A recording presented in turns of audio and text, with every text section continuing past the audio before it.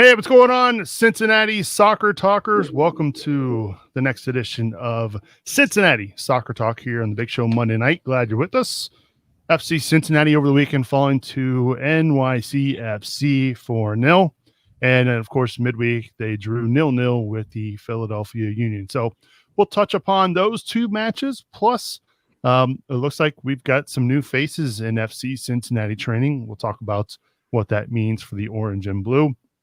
And a little bit later on in the show, we're going to talk about the MLS Allocation Order and what that means for FC Cincinnati, as they currently sit at the top of the allocation order, trying to figure out what to do with that spot. So we'll talk about that and a whole bunch more here on Cincinnati Soccer Talk. We will have the phone lines open tonight, so if you'd like to chime in and have your say, we will definitely be allowing folks to vent if you'd like.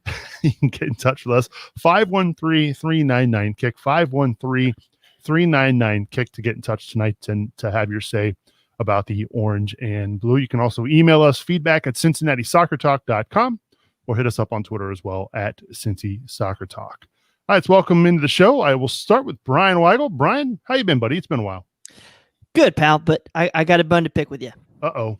So you told me that Clay was going to be on this show, and I had all these zingers planned, and then you surprised me with my twin brother, and now I'm caught off guard. This is a whole twin deal, man. I mean, I can't be mean to him too bad. He teach me how to play golf. Yeah, but don't you those are kind of built up. Like, you don't even have to create new ones. They fly out, right? I mean, you just got them ready. Well, he's smarter than me, so I got to, really think about these things. I'm glad to be back here with you, pal. Oh, I'm glad to have you back. I'm sure. I didn't expect Bryan to admit right out of the gate that you're smarter than him. I'm taken aback by that. It's finally good that he's admitted that there's really not many things that he's better at than I am. So there's 3 reasons where I can claim there, pal. Children, okay. Wow. All right. Well, that went. But athletics and academics, man, he doesn't stand a chance. Well, glad to have you back on the show, Brad.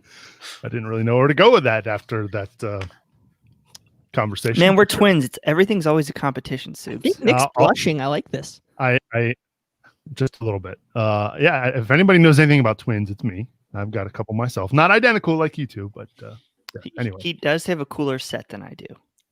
For now, we're working on that, right, Brad? Yes, green screen is coming.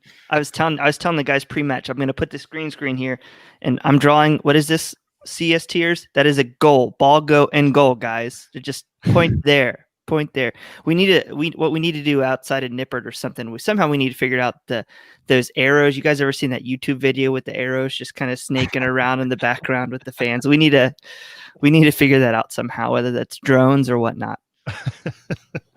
Well, if you're going to be directing folks on where the goal is, it sounds like you need to be on Talking Tactics with Coach now. So I'll let him do his thing, man. We're both sick people. He does the Talking Tactics, breaking down how other teams score on us, when really we brought that show up to talk about how we scored. And then me, it's like player ratings. There's only so many ways I can write synonyms for crap. Yeah.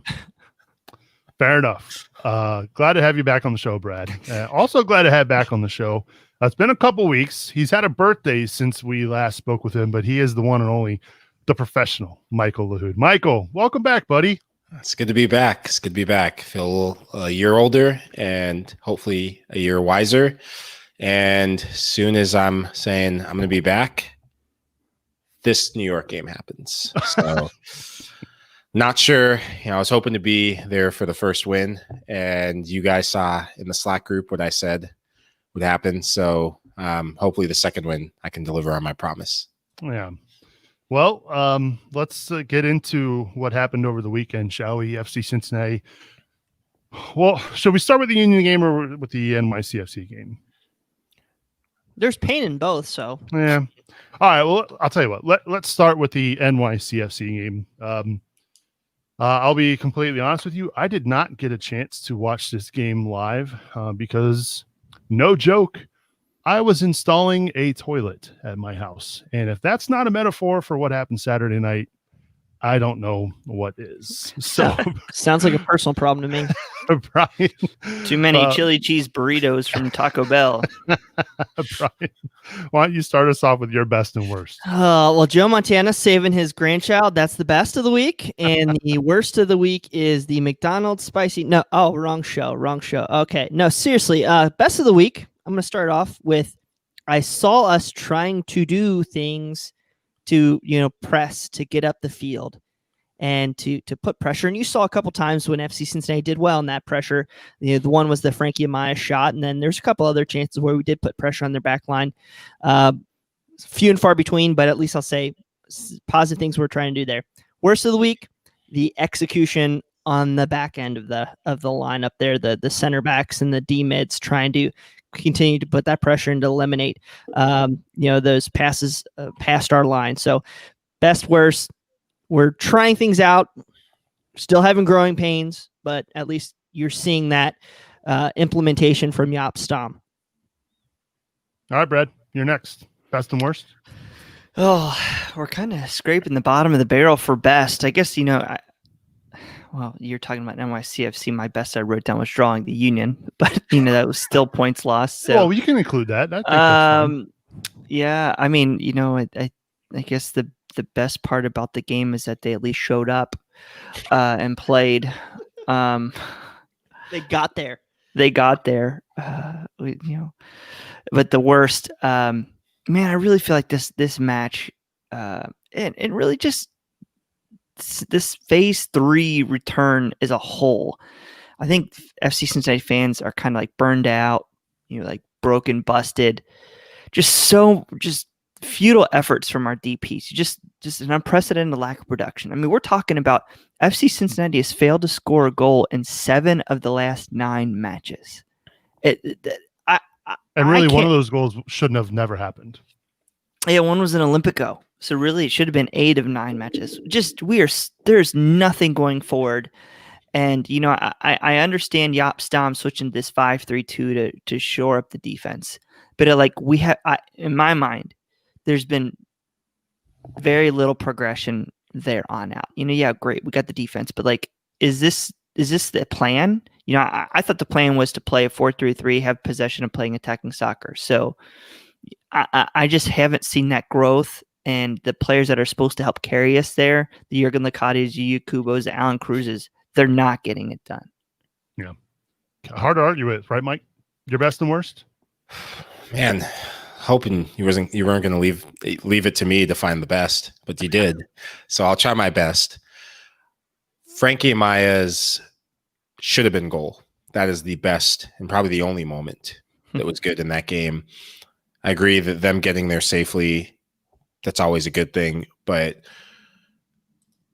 I thought how he created that chance of just pure work ethic. That's something on the road that this version of FC Cincinnati's team is lacking. Is there's something that switches off. And it was a different team in the Red Bull game. And I missed that game on air here. And I always want to use that game as a litmus test, because you saw the team firing on all cylinders, and you saw effort, you saw drive, you saw commitment. And in this game, I'm going to go to the worst. Jeez, I'm flabbergasted. I'm trying to be so nice to the guys. There's no swearing on this show, so I'm trying my best not to start off with an F-bomb. It's funny that you say that, because the Weigels do it all the time. Well, these Brad. Oh, jeez. Brad. Mother bleeper. But the worst was you cannot start a game and give up a goal in the first minute when you are not a good road team. You've just put together your first good week and reward yourself by finishing the week off, by keeping yourself in the game. And when you start off a game and giving up a goal in the first minute where the other team walks the ball into the goal, you're in for a long night. And so that first play just set the tempo for the rest of the evening. I just couldn't believe the formula that Ronnie Dyla had to beat FC Cincinnati. And they did it repeatedly through that first half. I mean, it was literally make the field as big as they can. You know how we do the negative passes and we just kind of sit there and wait, and they pass it back to the goalkeeper. He passed it to one of the center backs or the wing backs, who pass it up to the wing, who switch the ball the other side, a runner in the center, pass, boom, 3 times. Happened 10 times in the first half. They scored 3 times on it.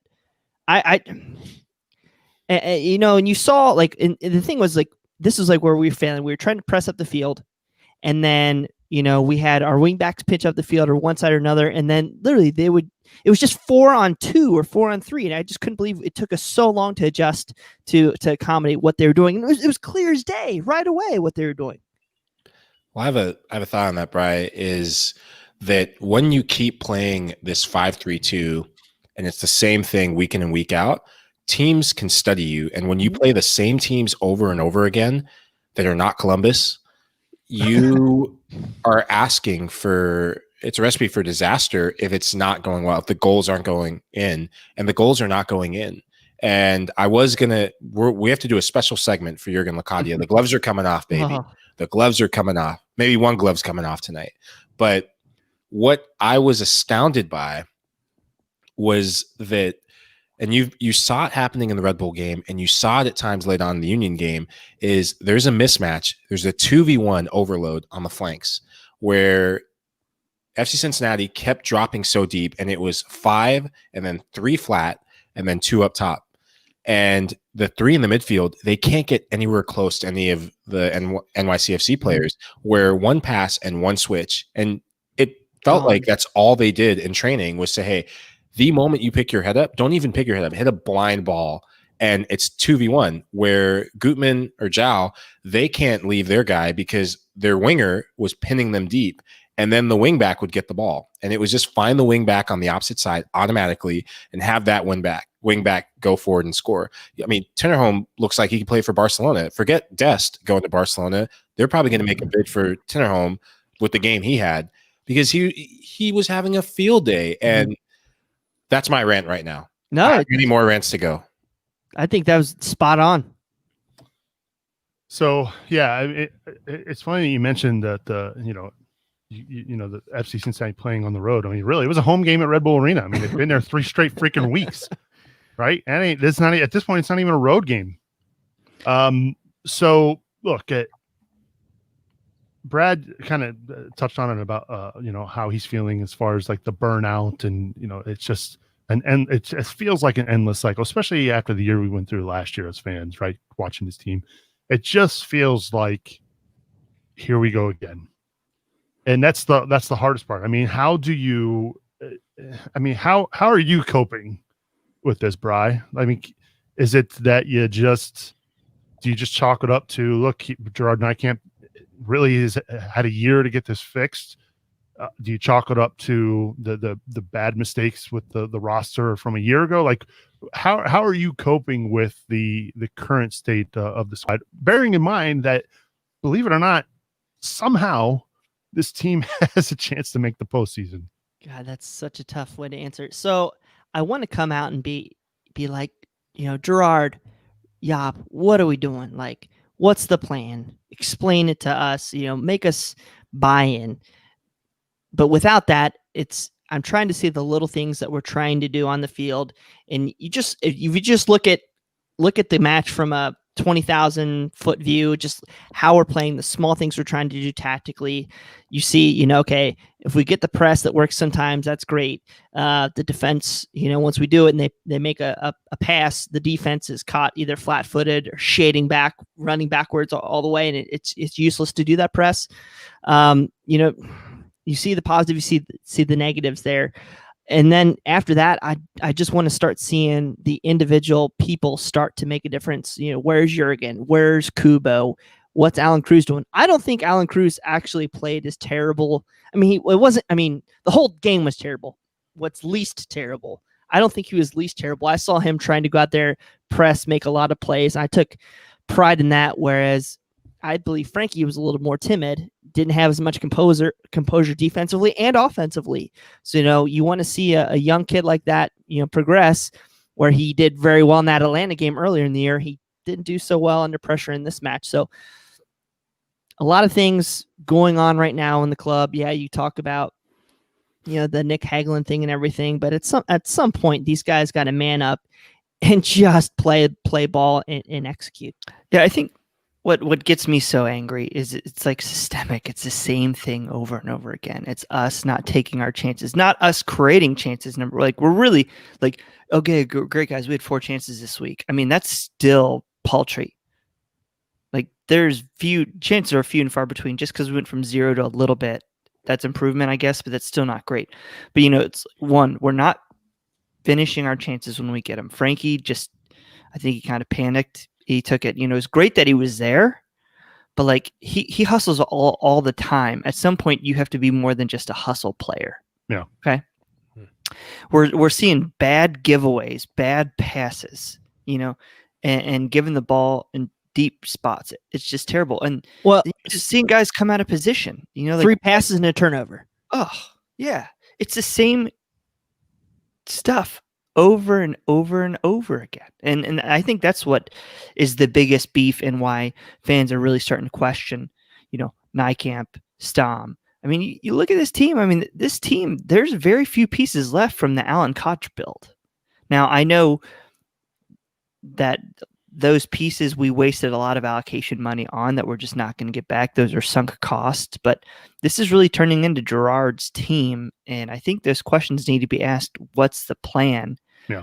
And we deserve an answer. I think 5-3 and chasing results, or 5-3-2 and just chasing results hopelessly is just getting tired. Yeah, I agree. I got to ask you this question, Mike, as the former professional soccer player in the room who's played with designated players in the past. What do you do as a teammate of a couple? Let's be honest, Locadia and Kubo, neither one are scoring goals at the moment. How, when you're seeing their struggles, how do I want to put this? How do you try to keep them mentally sharp? How do you try to keep them positive, upbeat, and to keep trying to score? I mean, obviously Locadia misses that. We'll call it a sitter against the Union. We should have scored from that shot. Bjorn in our chat room says Locadia needs to score, and like I tweeted, they were playing flat-footed football. So when you see your DP striker, the big money striker, not scoring, how do you keep them positive or keeping them going so that they don't feel that pressure? It comes down to the manager. Really, there's only so much you can do as a teammate. The first couple games, it looked like he was, the guys were trying to take him to Skyline because he was moving like he had a piano on his back. So one glove is coming off today, because when you get paid big money, and I'm talking as a former pro, and when you get paid the big bucks, you have to perform. And he is very lucky that there are no other options right now because of the roster. Because a way you get someone to wake up is you take them off the field. Brandon Vasquez has been more dangerous than Locadia, and he hasn't played, and he's just working hard. Does he have the talent Locadia has? No, but he works hard and he stretches the field. He knows his job in there is to stretch the field and make space for Locadia, and he's had a couple chances where he should have finished, and that's something you can work with. But when you are paid the big bucks, you have to finish. This system and how it's made, it's for him to step up and finish. And you can't say he's not getting service. And we'll get to the Philadelphia game. We'll get to go back to the Red Bull game. He is now getting the service. One thing that I saw was, and it's my real best once I get my worst out of the way from the NYCFC game. And it didn't happen as much in this game, but it was something that I was hoping to see had they not given up. And I think we would have seen it had they not given up that first goal in the first minute. Is Jaap Stam is now throwing more numbers forward. You're seeing at times 5, at times 6 guys. And I think that's attributed to Vasquez being on the field, stretching the back line of the other team. And that creates so much more space for Locadia to operate, to drop off as a second striker, get the ball in front of the back four, and try and make something happen. But he's playing like a man who is putting so much pressure on himself to score. I don't know if it's, I make all these the big bucks, I should score. And there's a part of me that almost wonders if I came from the Premier League, I came from Europe, I should be scoring 30 goals if it's an attitude thing, because the goals that he's missing now, he's trying so hard to score. And sometimes it's, hey, take the pressure off, man. You do not have to be Zlatan Ibrahimovic or Carlos Vela. You just have to be Jurgen Locadia. Be the Jurgen Locadia that we saw in the Prem that is earned this money. I still think he is a phenomenal footballer. He earned me tons of points in fantasy football league. So thanks, big guy. But when it comes to FC Cincinnati, man, I just think he probably needs to come off the bench and have a break, because there's just so much pressure he's feeling.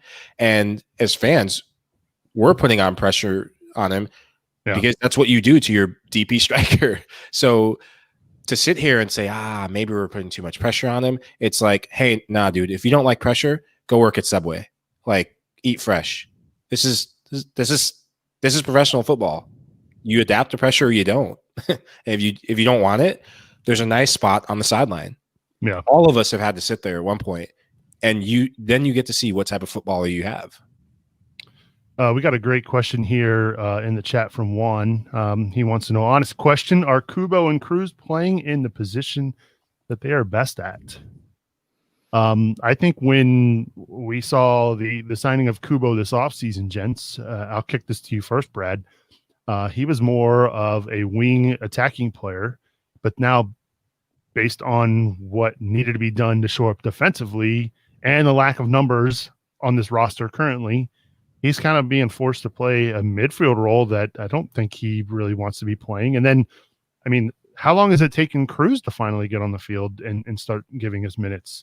So answer Juan's question for us, Brad. Are they playing in the right positions? I think the simple answer is no. At least when it comes to Yu Kubo. I think Yu Kubo is better out on the wing and then has the ability to cut in. We saw how he scored that goal in Atlanta before before the COVID outbreak initially, where he kind of came in playing off some of the central midfielders, came and took that awesome shot. He made a couple other, I think his other goal was a long shot playing off somebody down in Orlando. I prefer him out on the wing. Is he a burner? No, but he's dangerous that way with the game in front of him, running at defenders. And right now he's having to, play too much, side to side, turning around, trying to win the ball defensively. It's just not his strength. And for Alan Cruz, I'm not sure if we really know his appropriate position. We were told, originally he was Tico Conte. Now he's more of like an attacking player who's kind of late to the play to clean up. He is one player that I'm a little disappointed of that he hasn't added to this attack. I think a lot of people are pinning their hopes on him that when he finally got to start, he would be dynamic like he was off the bench, be able to work with Locadia and Vasquez, and he just hasn't been able to do that. Whether that's FC Cincinnati being able to hold the ball, the other team like in New York just playing right past our midfield so easily and quickly. So I'm still waiting to see what his best role is and how. I think what everybody's question is, how do these pieces fit to create the perfect puzzle? And I just don't think they do. I think the team was desperate to bring in talent with a little bit of disregard on how they all fit together just to improve to generally lift the team. And I think we're kind of seeing like that only goes so far. In Major League Soccer right now, then you add no bench. The guys are playing 90 minutes with we have 5 subs available, and I can't remember the last time we used all 5. So many things right there. Well, speaking of pieces, Bri, one of those pieces, Kamahela Mokocho, in training, might be one of those. I'm not saying he is match fit by any stretch of the imagination, but could offer some relief in the midfield for FC Cincinnati, potentially as soon as this weekend. My question was, who does he replace? Who does he, is he going to be the guy who takes over Cruz's spot? Cruz was pressing the defense of New York this weekend. Like, he got up pretty high up the pitch.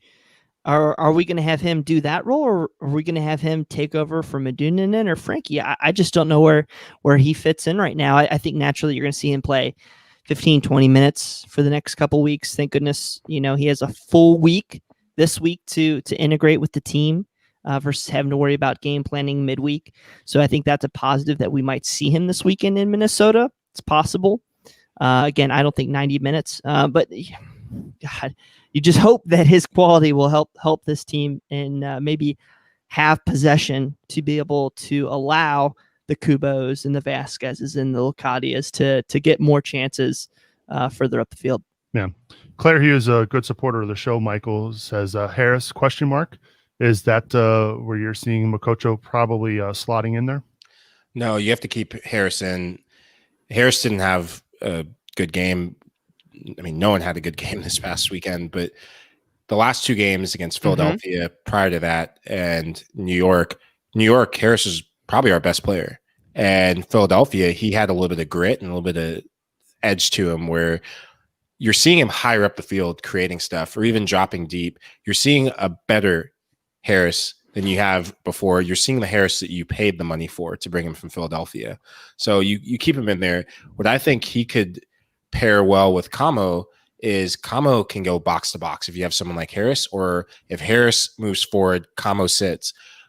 What Yop did really well against Red Bull, against Philly, was he stopped having all 3 guys sit flat and be so conservative. He started leaving one guy as a number 6, and it wasn't always the same guy. Sometimes it was Frankie sitting in there to clean stuff up. Sometimes it was Harris going forward, and they're switching roles. And that is really good to see. That is what you have in that pivot role. That's what the good teams do. And that's the next evolution. If they want to score goals, you're going to have someone from the midfield bomb forward and arrive late as number 8. And I think Camo could do that once he gets fit. So I think Harris isn't going to be the guy. I actually think Frankie could be the guy. I know they're really high on him. And if not Frankie, then, you could have on the road, you could have Frankie, Kubo, or Frankie, Harris, and Camo as a midfield 3. At home, now you have options in that midfield. And something, Brad, that you said that I didn't even think about, and it makes so much more sense, is this roster's thin. So you're seeing this up-down version of this team where it's almost like, man, if we can just get a goal, then it just brings everyone's energy levels up. Where when you get that win against Red Bull, you see the team with a bit of bite to them against Philly. And if they reward themselves with that win against Philly, you see a much better version of them against New York, because now there's belief. But when you're missing chances, it creates this uncertainty where it's like, are we off the mark? Or was that just an Olympico, which 6 and 1, half a dozen the other, if he meant it, if not. So goals change games and goals change season. And it comes back to the same thing that we were talking about when this restart happened, is when are we going to see more goals? We saw one from a corner kick, but when are we going to see more goals? And like I said, a goal and a goal game after game after game, that creates belief. And yeah, exactly. Yeah. Claire in chat says goals, they'll cure what ails you. One name we haven't even mentioned here on the show, and I feel like it's been weeks since we mentioned it, is Sim de Jong, right? Brian Wirtz in our chat room says easy to forget about de Jong and how he fits in. I mean, we're all kind of I think we're all wondering, right? I mean, Bri? No, I was pointing to go to Brad. Oh, go, Brad. He doesn't. That's good analysis there. I like how Brad put the luxury. You love to have him, but he's I put him player ratings. He's like a luxury you'd love to have, but like he doesn't have any place on this team because we can't hold the ball. For a team that could hold the ball and dictate play, and like that the attackers would have actually space to move. Like he'd be great to play against FC Cincinnati. He'd pick us apart. Like he would be tremendous for other teams in Major League Soccer when they would face a team that's looking to sit like FC Cincinnati is. But in a team that's getting pressed frequently, that can't hold on to the ball, he really serves no purpose. So I honestly think his role, once he gets healthy, might be one of the subs off the bench for like Vasquez. Because I don't see him in the middle of the 3 if we're going to stay in a 5-3-2. Maybe he's an asset to be more of an attacking piece if we've got to switch to a 4-3-3 or a 3-4-3, something like that late in a game. Or like I said, right now, we don't have anybody to come off the bench for Vasquez or Lacadia. Maybe he's that guy, even though that's not his role. His role in the past has been more of like an attacking, midfielder. That's really the only place I see him. I just don't see a spot in him in 2020, and I don't think I see a spot for him in 2021. One note, I guess we could say, is that Bri, another one of those pieces that appears to be here in Cincinnati. The question is whether or not how soon we will see him playing for the Orange and Blue. I mean, I know that there are some limitations roster-wise. I know there are limitations right now, quarantine-wise, with everything going on with COVID now. I mean, everybody in the world seems like it's, unless you're Chelsea, having a hard time getting players. There clearly needs to be more brought in to help with this current squad. Sure, I think we probably see him by the time Toronto rolls around the second week of October at worst. I mean, he's a body that you can put on and just try to burn people and help you out. Again, in this situation, I think he fits kind of more of a 4-3-3 more than he does a 5-3-2. Are we going to give him defensive responsibilities coming off the plane and being here for 3 weeks? I think that's kind of challenging. So Vasquez or maybe a person to hold a spot in the midfield. But again, it's going to be challenging to see what Jopstam does.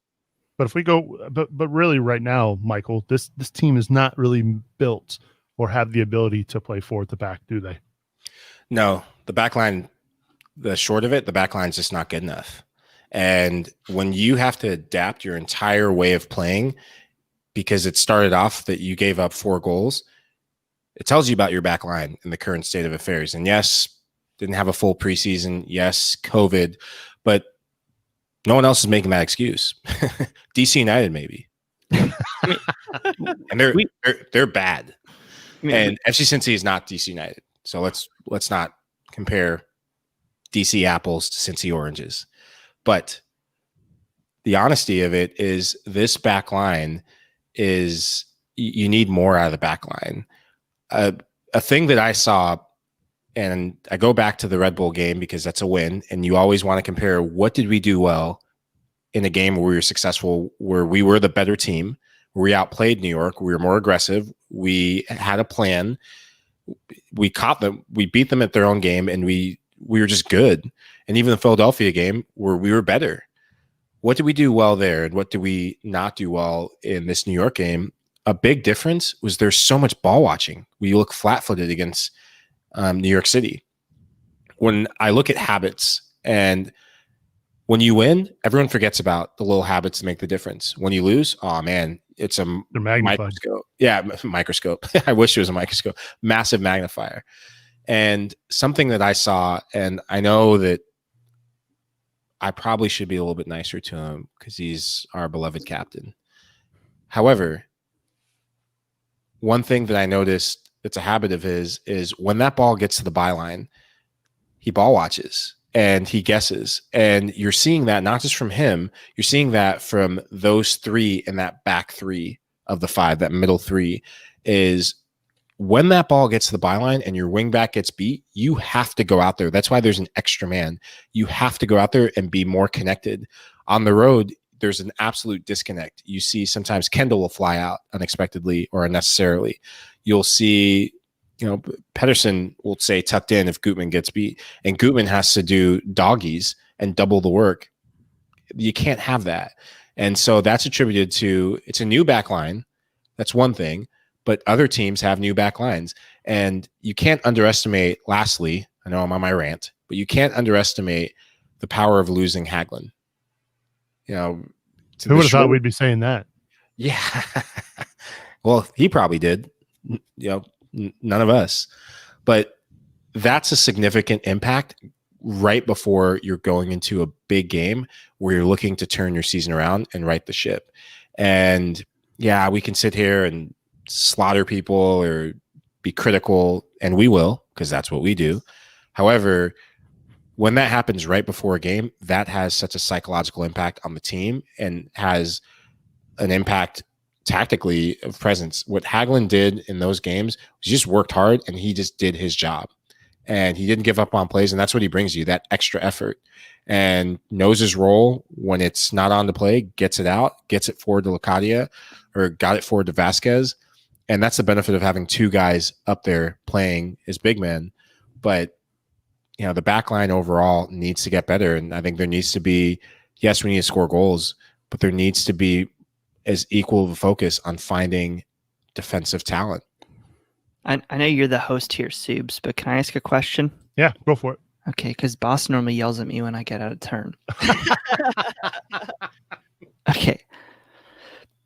So we can fully admit that like we don't have really the back four that is suited to play a back four. We don't have the personnel to play a back four, essentially. But do you think right now there's any sense in maybe just scrapping this back five and moving to the 4-3-3, which are at least our midfield and some of our attacking options were built for?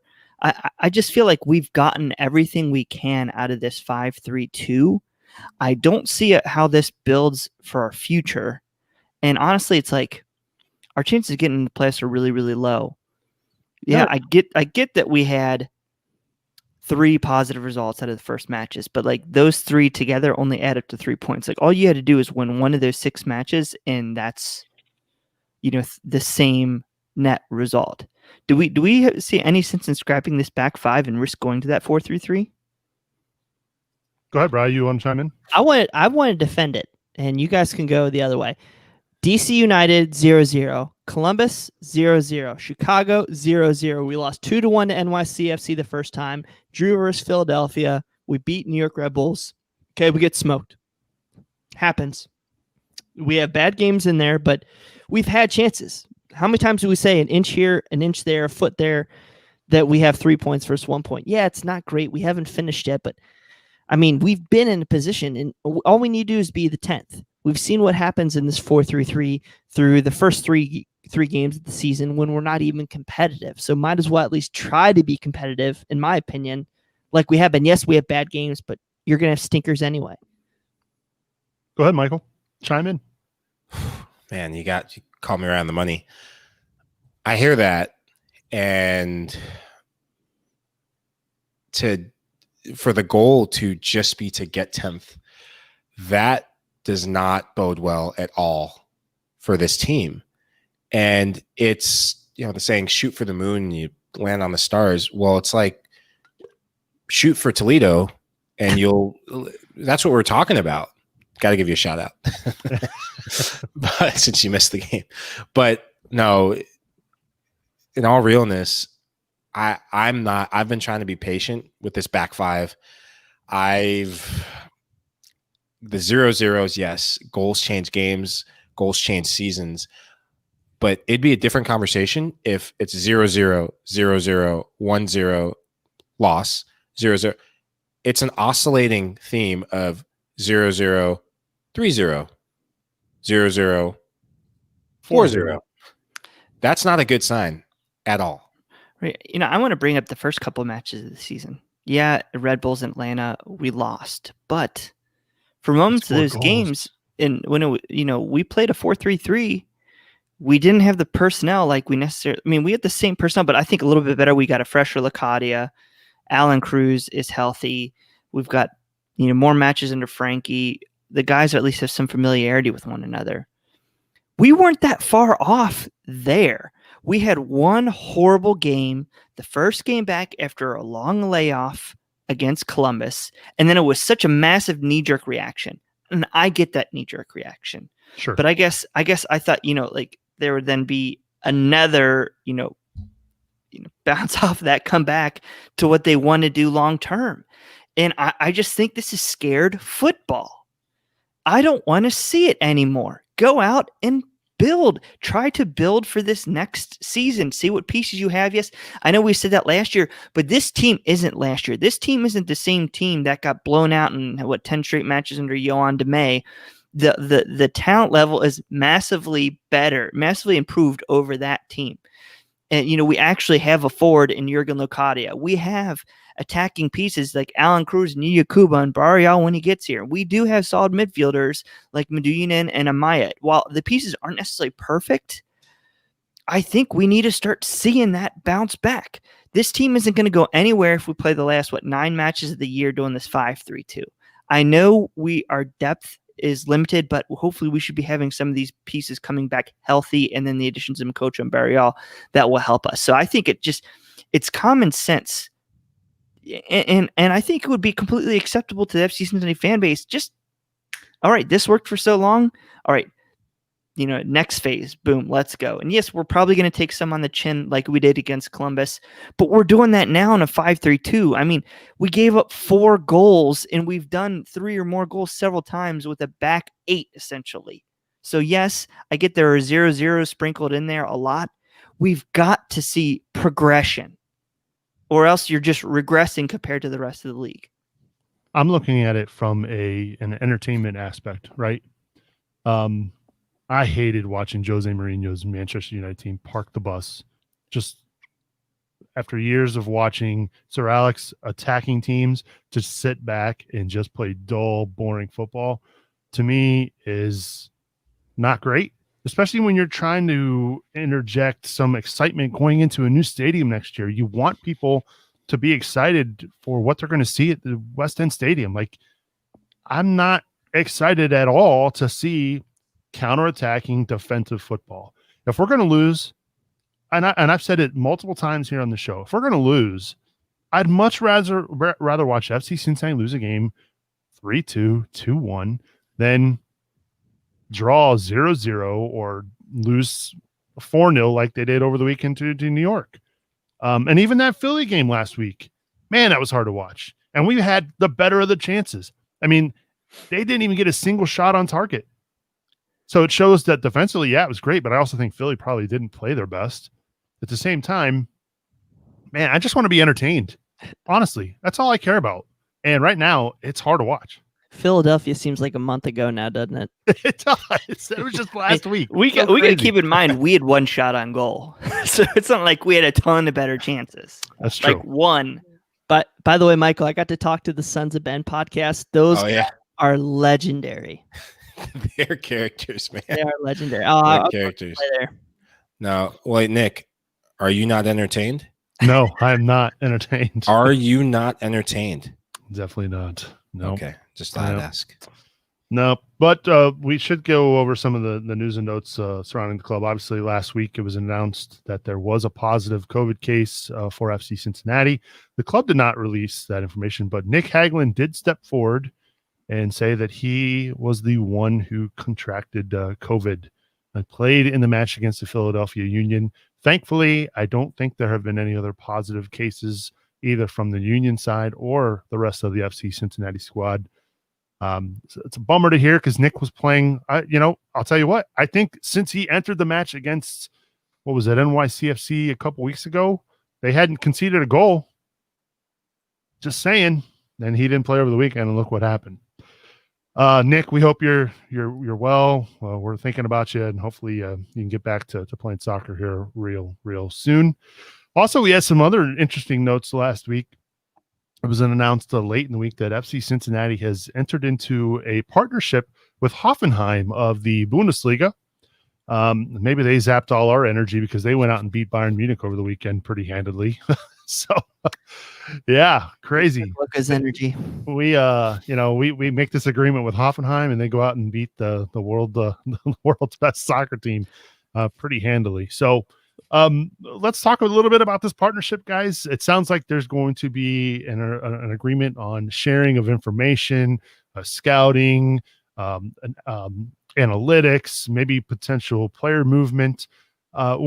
This kind of came out of the blue. I mean, I certainly didn't expect to see the club do something like this. But Bryan, when you saw this news, what was your initial thought? Can't wait to buy a Frankie Amaya jersey when he goes over there in 2 years.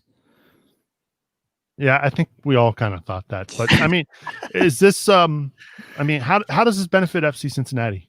And what does Hoffenheim get out of it? I got it. I mean, apparently it's like a town of like 3,000 people. So I guess they wanted to get a foothold for their scouting or something like that. I have no clue. But I guess at the end of the day, any relationship with a Bundesliga club is positive. Maybe they come over here, play a friendly. Maybe you get a loan or two from their youth teams, kind of what NYCFC gets from Man City. I'm sure there's reasons to do it. At the end of the day, I think this was cooler like 5 or 10 years ago with Major League Soccer, but now I think I just don't see a ton of positivity. I could be wrong here. Yeah, I guess the bigger question, Brad, is I guess maybe from a scouting side, it helps build the the network over in Europe for Gerard Nijkamp? Hold on. If he doesn't have the network over there already, I mean, in Germany, we know he's got the connections over in the. I mean, there can't be many more Pex Wall players we can sign, is there? Well, you know, Coach Larry Sunderland on this past week episode made a good point. Like, FC Cincinnati does not have a full-time domestic scout, so you don't know what necessarily Hoffenheim's doing in the United States as well. You know, it might be helping a partnership there.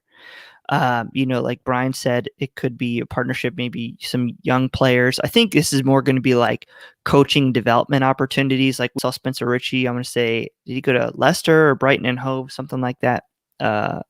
Was this past off season. I think you're going to see more developments like that. I don't expect anything massive coming out of it right away. These it's almost like these relationships are better for like the publicity, and then like Gerard or one of the guys there can put that on their resume, develop the partnership between, you know, so much. And then, so we'll see. I mean, it's cool. Are we going to get any life-changing events out of it? If we get a player, that player's probably not going to be here for more than a season, you know, a season of development. So, I don't want to I hate to poo-poo it because it's cool, it's exciting, it's different, but I think half of it is just for that, you know, jersey raising photo op. Scarf holding. Right. Yeah. Yeah, we'll see. I think we all kind of agree here that Hold on. Oh, go ahead, Brian. Well, I was saying, Michael, he's experienced a relationship with Chivas and Chivas. Yeah, Chivas Guadalajara would bring bottles of Chivas Regal over to give to us, and then go back over the border and play their games. That was about it. Now, there was a relationship there. As you guys were saying this, I had a memory with a smirk, so you know it's good. When I was in Philadelphia, we had a relationship with said Hoffenheim. And do you want to know how many players we got from Hoffenheim? One. And he was a good player, and they sent him over so he could, I think he came back from injury. His name was Kai Herdling. Good guy. Yeah. Roomed with him. Baller, actually, when he started playing. Came to America, and he was very honest of saying, I'm here for a year. So, Nick, you're spot on. And I think he came in the summer and left the following summer. Wasn't really motivated when he came. And when he would play, you could see his talent. But he was very motivated when he went back to Germany. And so I think initially this can be seen as smoke and mirrors. I do think this is building a relationship for a potential player, young guy. Kai was out of favor when he came because there's a new manager that came and just said, go to America. However, I think this is more good PR for the short term right now. It's a photo that you'll be able to hang in the new stadium in one of the lounges, and the jerseys, seen it before. The jerseys look sick. I want one if Hoffenheim wants to give me one. Love that you beat Bayern. However, before you can get to 2021, what about now? One thing that was said was there's no domestic scout. What? Like, what? There are so... I think the one full-time domestic youth development scout, but like there's not really. I think we got Mike Grella. Yep, Greladinho. Man, he can ball. Put him on the field. You think he still got it? Oh man, you put he's not from Philly. I was gonna say put a hoagie in front of him. But put a cheese coney. Cheese coney. There you go. No. There's so much focus on foreign talent. And I said it a couple shows ago. There's so much focus on foreign talent. You want to know what everyone else is doing in the league? Making domestic transactions. And under Nijkamp, and I still believe that he can right the ship and right the wrongs. But you got to start putting domestic players in your plans. Right now, the only domestic guy that there's any talk about, really, Gutman, yeah. Frankie, yeah. Look at the roster. Don't forget about Nicky Hags. Oh, Nicky Hags. I was going to say it's the Queen City. It's three. It's João, Frankie, and Gutman. And Gutman might not even be here after this year. So we're waiting for this blockbuster move. We're waiting for the. Meanwhile, other teams are making moves within the league. And if you are not happy with the roster, do some stuff domestically that you don't have to. It's like Scrooge McDuck, who's sitting on a pile of gold coins. That's like, if I just get a little bit more gold coins, then I can buy that really shiny new toy that's going to make everything better. It's like, dude, yes, you can. And you know what? Play the system. You want to know what Minnesota United did? Which FC Cincinnati play this week? They went and got a player who is out of favor, who's domestic. He's one of my friends, but forget friendship aside, he's 36 years old, and he will score you 10 to 15 goals guaranteed.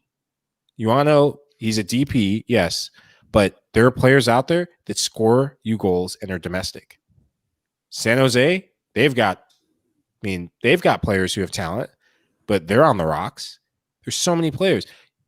Make a move, get someone domestically. It's there for the taking, and teams are open to doing business. You need to flood this roster with more options.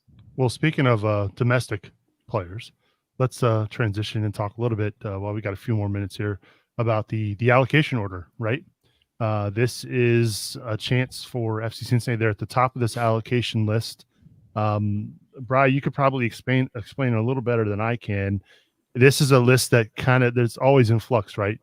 Once you get to the top of the list, you either sign a player or more than likely you end up trading this allocation spot to another team for allocation money for players. But right now, FC Cincinnati sits at the top of this list. And if they don't do something with this spot, either by signing a player or trading it at the end of the year, they lose this asset. Am I correct in saying that? Yes, yeah, you're spot on there. I'm still hung up on Michael's referring to Kai Kamara, best FC Cincinnati player for 6 seconds. Yeah, it's tough because there's news coming out now that also let's restart. So with the allocation order, if you're new to the show, new to FC Cincinnati, there's a subset of players that are put on a list, men's national team players, former like DPs, high quality players, Jack Harrison for NYCFC, Giovinco, Jeff Cameron, Tyler Adams, like high level players. Players that were in Major League Soccer that were sold to a team outside of Major League Soccer for over $500,000. Yeah. Quadwu Poku's on there for some reason. Mike knows all about him. No comment. No comment. So with this list, I think we were third at the beginning of the year now with several different moves. We hold that asset, I guess we'll call it, and we have roughly until I think a month from today, the 28th of October, until this window goes to be able to sell that for another team to pick up a player on that list, or we do. There's talk with Fabian Johnson at one point. There was talk with Tyler Boyd. Yeah, well, no. DeAndre Yedlin. Thank you, with Yedlin. So, of course, Yedlin now doesn't appear that he's going to be coming back. So, yeah, I mean, I think we might be holding the bag on this asset and not getting anything for it unless there's a thing that comes out of the blue over the next couple weeks. I'd love for us to go get Matt Miazga, but I'm not sure the money makes sense right now there.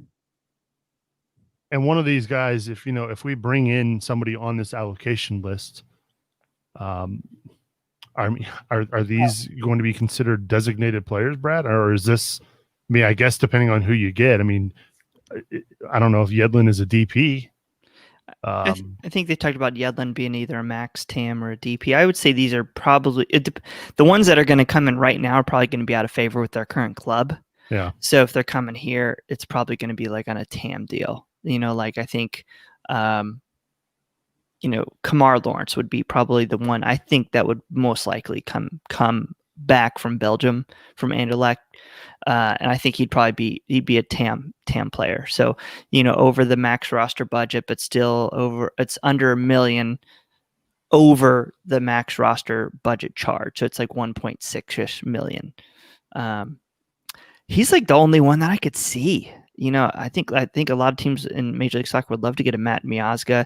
That might get us some, value for our investment if he would be willing to come from Chelsea on loan or something like that. But It's not looking good.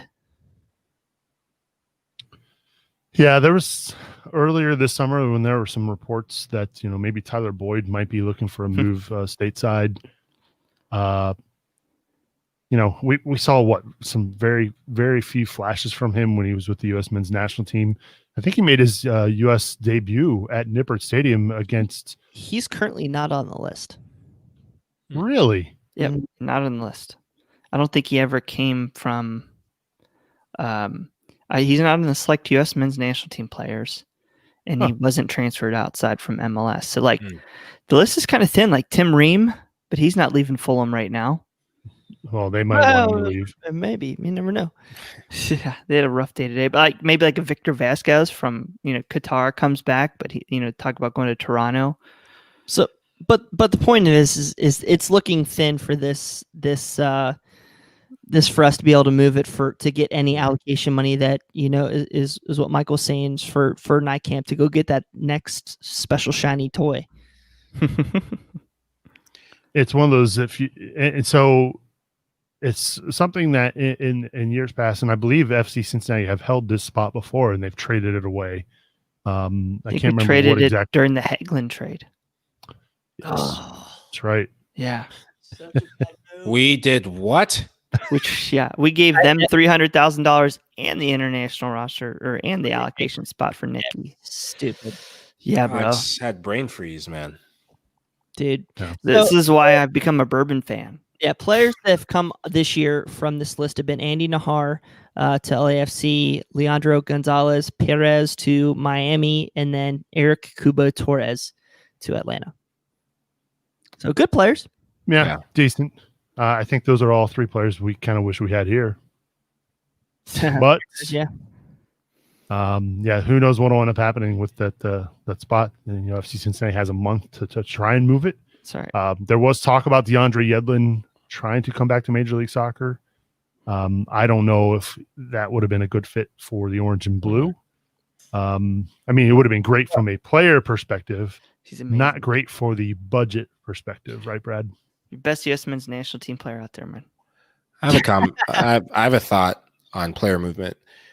A team we've mentioned Toronto FC a couple times, and we mentioned LAFC. A year ago, LAFC lost their captain, Simon, because he's a little cuckoo sometimes. He's a baller. Yeah, he's an OG baller, and he can ball. And Toronto said, "You don't want him, we'll take him." And you know what happened to their team? Yep. And they went and got Omar Gonzalez. And do they have a bigger budget? Maybe not. But they were not bigger than intentional. LAFC, right? No, they were very intentional about we are leaking goals. There isn't stability at the back. We have pieces up top to score us goals, but we're leaking goals. And our defensive transition is like a sieve. And they went and got Simon, and then they went and got Gonzalez. And they end up in the MLS Cup finals. And I think the strategy has to start changing. I think we could say this all now, and Kamo comes in, and Bryan comes in, and we're sitting here sipping on bourbon, crip walking across the stage of the Lift MLS Cup. Or realistically, I think there's so much focus on next year in the stadium. And that's what I've kind of seen. I think if they're not careful, in a couple of games, you'll start to see almost a sense of, let's just get to next year. We have a new stadium, and it's this, there's nothing to see here, but the stadium, wow. And some of the pieces that they're bringing in, I fully think it's with next year in mind. And I hope so. You have a new manager who wasn't given a full season. And so the easy thing is to look at this year as a wash. If I'm from an ownership standpoint, management standpoint, you have a free year because there's a pandemic. And you have a new manager, there's new pieces, and you are bringing in new players. So when we talk about the backline, we talk about the things that aren't being addressed. And this is why I say I think Gerard will start to address this. I think if I'm in his chair, I have next year in mind and saying, let me do the best I can to remove the pieces from the past and get as many pieces as I can with the stuff in my hands right now, the international roster spot, get more money. I think that spot's going to be traded because that's been the track record. And I think it's okay. We have some core pieces now to then come out like a bat out of hell next year. I wish we weren't talking about that already. Yeah. Because there's still a lot of soccer left. But I could see that being a possible strategy. How long is it? You can give me a better take on this. You have, okay, so last year, 2019, a bunch of new pieces, not great pieces. 2020, ship a lot of pieces out, bring a lot of new pieces in again, and still a lot of uncertainty and learning to play together. You do that again for another year. I mean, I think it's something that might be able to be a positive over the long haul, but I still think it's going to be another tough, 3-4 months for them to get settled in. Rebuilding club is the only thing that we've done consistently at FC Cincinnati. Hey-o. Except for 1 year. 2018 was pretty good, right, Mike? You damn right it was. I'm talking, but there was a brand new team. I know, you're right. Yeah, it was a brand new team. No, with this team, I hope all the players are listening and get really pissed off and go and put on a clinic. As a player, I didn't listen to media as much, but when I did and someone said something that was critical, it fueled me up. It fired me because I wanted to shut them up. So, hey guys, I hope you're hearing what I'm dishing. Shut us up. We want to glorify you guys. We want to sit here. I don't want to keep drinking sparkling water. I came out and said it. Help me to stop drinking sparkling water. Come on, guys. I want White Claw or something to celebrate a win. Gosh. So, that's great. So legitimately though, like we even talked about like swapping out Camo for Frankie. Like there's no position on this field. Maybe Locadia with a mindset change that's safe. I mean, nobody in the back line safe. Joe Zhao is about as safe as you can get, but I mean, he go up to the wing, I guess, and then you got Barrial, another conversation there. So, I mean, there's a lot of potential for change again. I mean, Gutman, he hasn't deserved a starting spot in 2021. What about TT if he gets the green card? He's good enough. Yeah. There's always better there. There's other better options. Yeah, fair enough. Just wanted to kick that out there. So, or cheaper options. He's not cheap. I think that's the focal point. You can go with Richie Lunt and Bobby next year and have one of those guys on the senior roster spot probably making the senior roster spot minimum. The other guys are cheap. You save $300,000 right there. And you're able to go out and that pays for a whole other difference maker, which that's a domestic difference maker in Major League Soccer. You could trade that money and bring somebody in and still pay that person's salary. So a team that did that and has been doing that since the manager got there is New England. What New England did is New England had some expensive pieces on their back line in their midfield where Brad Friedel was giving out lottery tickets for players we'd never heard of. And Bruce came in and one by one got rid of him, traded him, or said, hey, no gracias or no mas. I'm speaking Spanish now. And what he did was he went with a veteran player now in Farrell, who is going to still be in that $300,000 range, and then went young around him and went for a guy, I think he's with under TAM with the Dutch guy. He didn't play for FC Vola, but he played for Manchester United. Buchner. Buchner, yes. Yeah. Jinx. And went with younger guys and started playing younger guys. And when you clean up that salary room or space, he's now gotten a few pieces, and he went and got Lee Win with that money, who's a creative guy. And New England was kind of dropping off and comes in and breathes a little bit of life, and boom, gotten a couple of results. Domestic player, there's quality domestic players you can get for value if you move pieces around. So there's some work to be done, different work to be done, other than the Scrooge McDuck sort of thing of sitting on the bag of gold. I'm on one today. And he replaced I think Carlos Heel, who's He's hurt. had the injury. Yeah, he's hurt. Yeah. This segment was brought to you by Football Manager. Make sure you get the latest Football Manager mobile. Soccer On Transfer all your market. latest platforms. I'll tell you what, this conversation has been, to me, it's been pretty deep and hard hitting. It's been so hard hitting. I didn't even get a chance to give a shout out to our supporters. So before we get out of here, I just want to give a big shout out and thanks to our tremendous supporters, Tim Bronsel, Tom Rose, Matt Adamczyk, Mike Hudson, Brian Malone, Jamie Smed, Jonas Tom, Jack Emery, Mike Bowman, Kathleen Francis, Matt Imholt, Matthew Long, Joe Coling, Tara Mullins, Riley Stephen Burke, and Melissa Bingle. Thank you so much for supporting us here at CincinnatiSoccerTalk.com. To learn more on how you can support the show, head on over to CincinnatiSoccerTalk.com.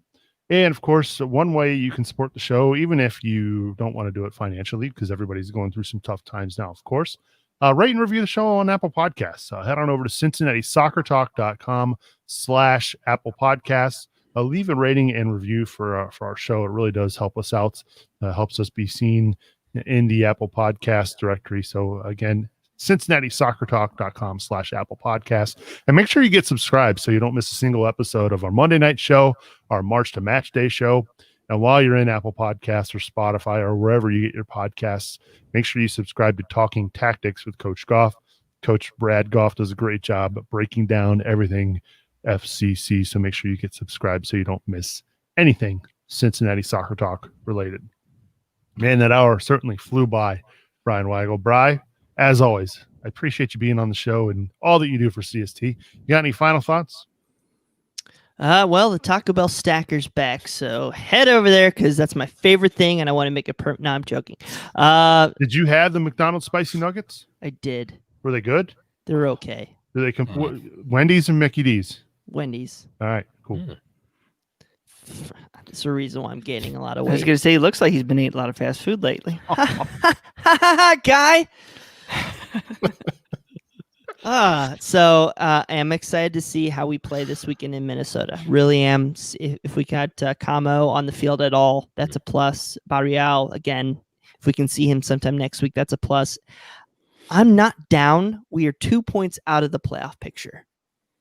This season is made for errors. Look at FC. Look at the Reds. FC Cincinnati. Look at the Reds. Seriously, like you put a good 5-game stretch together and you're in the playoffs. So I think this season's not over. The sky's not falling. Yes, it's depressing. It's not what we wanted, but this has been a heck of a year. Stay the course, guys. There's a plan. You can see it. It's not great, but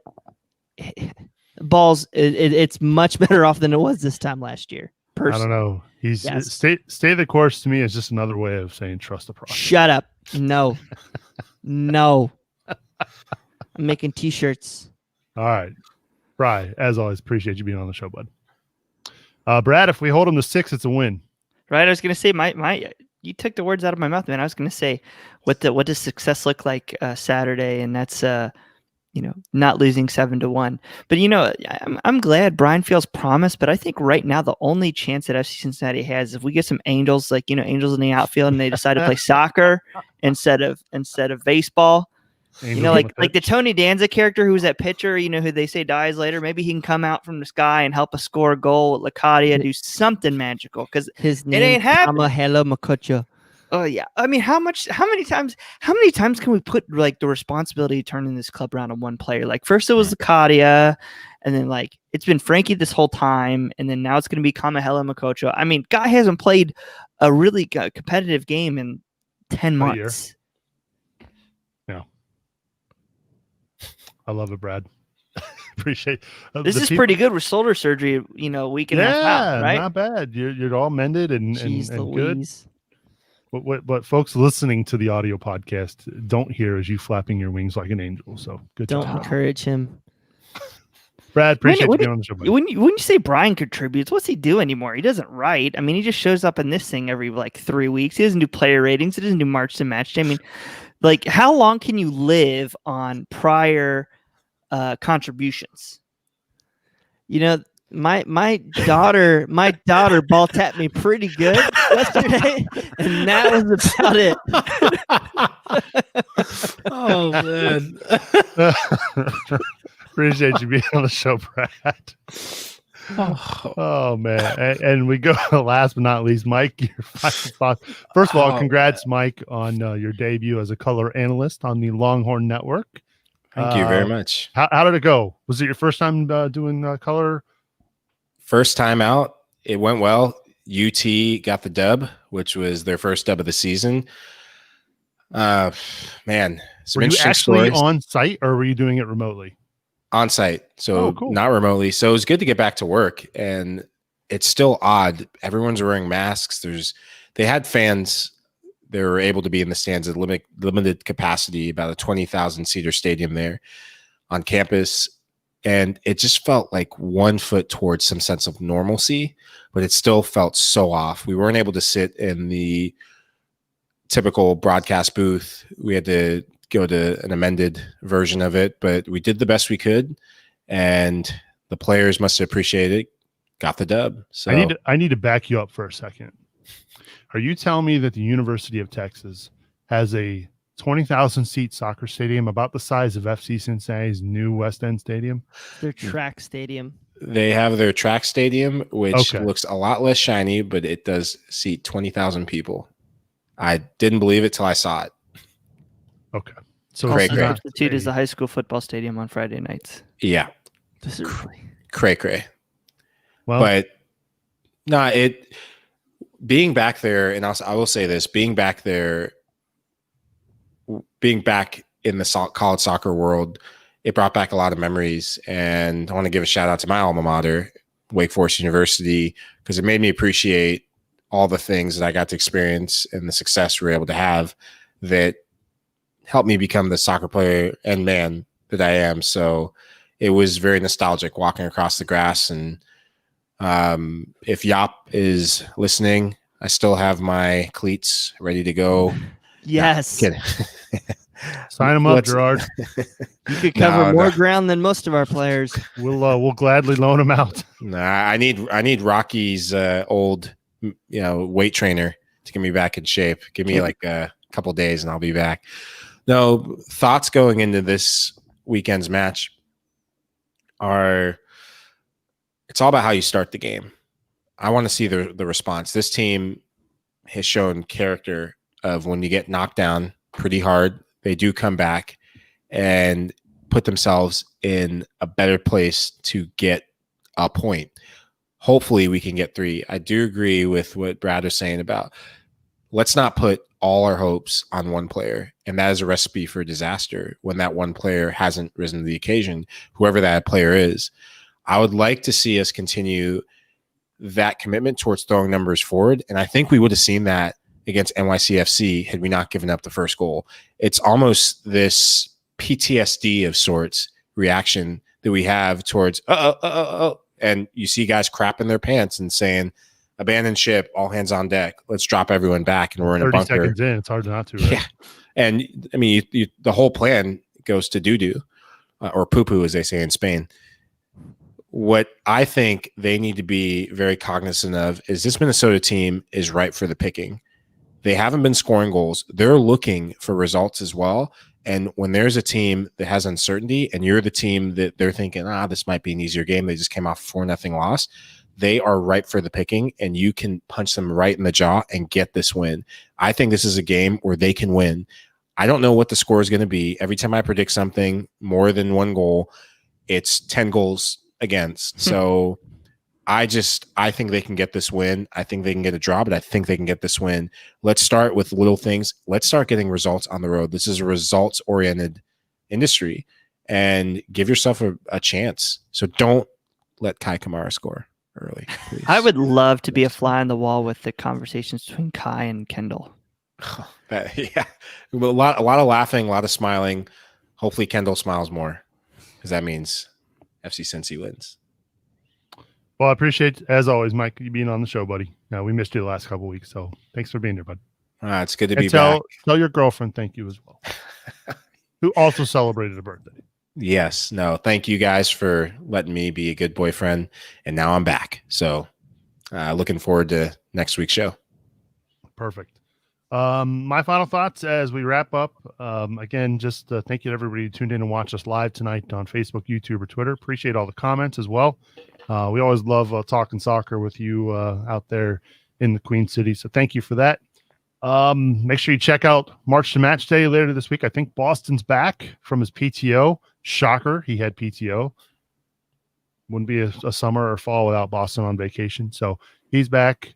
Him and Brad will be doing March to Match Day this week. And of course, talking tactics. Can't say that fast enough. Talking tactics with Coach Goff a little bit later on as well. That's going to do it for this episode of Cincinnati Soccer Talk. For Bryan, Brad, and Michael, I'm Seubs, reminding you to watch your tackles, and we'll see you all next week.